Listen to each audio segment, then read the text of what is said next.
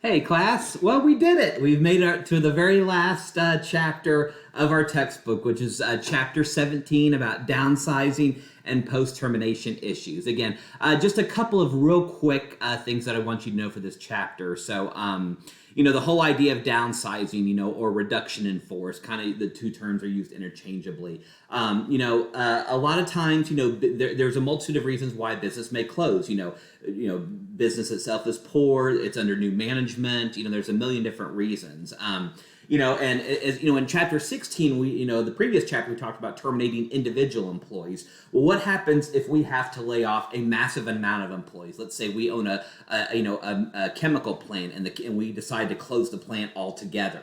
Well, there is one major law that I want you to know for this purposes, and actually, it's so important that in the materials for the module this week, I'm going to include a short video just on it, on what's called the WARN Act, WARN, WARN Act. WARN stands for Worker Adjustment and Retraining Notification Act. Essentially, is if you're going to do mass layoffs, you're going to close a plant, or you're going to eliminate a division of a company for whatever that. There are certain exceptions, but which are way beyond the course of this class. But generally, you have to give workers 60 days notice, 60 days notice that you intend to lay them off and close the plant. And again, this allows them, to hopefully try to start finding new jobs, file for unemployment insurance, things along those lines. But WARN is very, very important if you're going to lay off massive amounts of people. So make sure you understand that 60-day rule when it comes to the WARN Act. And again, I will include a different video just on the WARN Act alone. So make sure that you watch that video whenever it gets posted.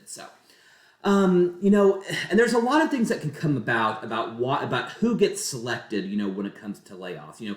Do we lay off, the most recent new hires first?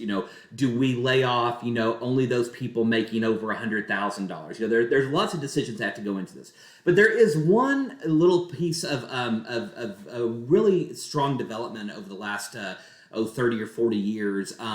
Page 18, or page 718, I should say, talks about what happens if we do a reduction in force due to age. And age is, and for a lot of companies, if they're going to do layoffs, a lot of times they'll choose to do the oldest workers first because they're generally, they generally make higher salaries, and they generally, have more health insurance built in, or long-term investment, blah, blah, blah, blah, blah, blah, blah. There's a lot of different reasons. So I want you to pay careful attention to 718 about what can happen if an employee feels like, well, the only reason you're laying me off is because of my age, which is, as we've seen throughout this course, is very illegal. One of the highest protected characteristics that you can't just terminate somebody for is their age. So that page 718 does a good job of discussing what elements a plaintiff would have to show if they feel like they were treated differently only because of their age when it comes to layoffs. So make sure you understand kind of what those general elements are. Now, a company can, to try to alleviate this, they can do things like offering early retirement incentives to try to entice older workers specifically to retire early. They might give them more money in their 401k. They might offer them, a year's pay. They can do a lot of these things. They can offer these early retirement incentives, and those are all perfectly legal as long as if an employee decides to decline them, they can't be disciplined as a result of that. So perfectly fine, kind of, dangle a little carrot, if you will, to try to get somebody to retire early. But if they refuse to do so, you cannot, then fire. Well, you refused our offer, so you're out of here. That's generally, with a few minor exceptions, generally held to be illegal. So.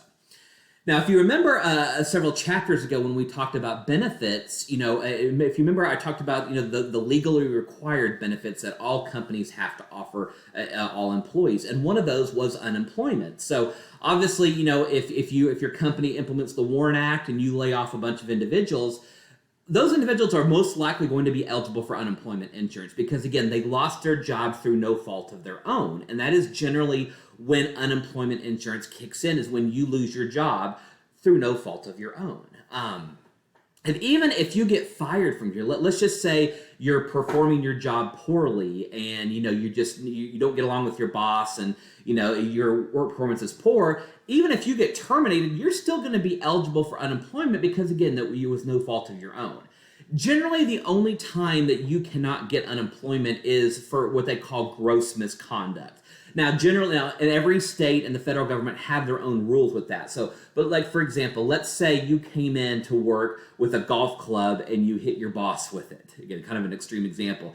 You're not going to get unemployment. That is what we consider gross misconduct. Or if you come into work and start screaming a bunch of racial slurs and start, yelling a bunch of very sexist stuff and stuff that's, that's very ageist, that type of really demeaning, hurtful, biased, racist language, that you're probably not going to get unemployment insurance as a result of that, because again, that's what we consider to be gross negligence or gross misconduct.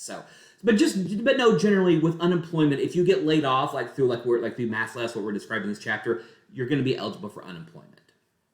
So the last, there's the last section of this chapter talks about, the idea of non-compete agreements. So let's say you lay off somebody and they can go to another company. I'm not going to test you on non-competes and what's associated with that, because again, it's kind of outside the scope of our class a little bit, and it's a little bit more detailed than I want to get. So don't worry about non-competes. But however, there is one final little topic about trade secrets that, generally, if you work for Coke, for example, and then you get laid off from Coke and you go over to Pepsi, there could be a situation where you have such insider information about Coke that they're scared that you would share with Pepsi. So there is kind of this little carve out for trade secrets. So read that section about trade secrets, because I think it's really important in the event, especially if you go to a major competitor kind of in the same field. All right, well, that's it for Chapter 17, and that's it for the class. I want to thank you all for a wonderful semester. I've really enjoyed our discussions and being able to share with you. I hope you've seen over the course of the semester my love of employment law and how much it's affected my life, and how much I've been able to have a good life and raise my family because of working in employment law in these types of situations within HR itself. So thank you again for being a wonderful class, and if you have any questions, don't hesitate to let me know. Bye, everyone.